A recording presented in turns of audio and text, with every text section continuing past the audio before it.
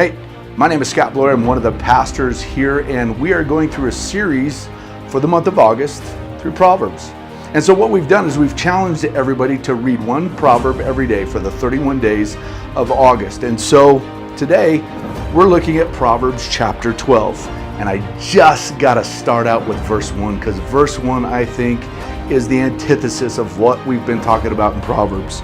To learn, you must love discipline. It's stupid to hate correction.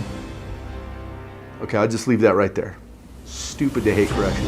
If you think you know it all and can do it all, you're stupid. Just got to say that right there. So we want to make sure that we understand that when we grow in faith and understanding, it's always a process. There's always something new. Even Paul in the New Testament, he said he's never arrived. He's always working at something. We only arrive when we're standing before Jesus in heaven. And that's when we're going to know all see all because we're standing in his presence. But when we look at Proverbs, it goes on in verse 6 and it says, the words of the wicked are like a murderous ambush, but the words of the godly save lives. As I was doing some work on this and research, it was talking about how the words of the wicked or advice of the wicked, it's an ambush. It doesn't help. So if you're a follower of Jesus and you're constantly looking for advice from someone who's not following Jesus, it's not going to help. It's going to actually hinder. In fact, the words of the godly save lives. Those are the people that step in when there's an argument and try to change the argument into encouragement. Those are the ones that hear gossip and try to step in and stop the gossip. See, the words of the godly save lives, and we need to continue to walk that way. And then it goes on in verse 14, and it says, wise words bring many benefits, and hard work brings rewards. I think what we say and what we do need to match.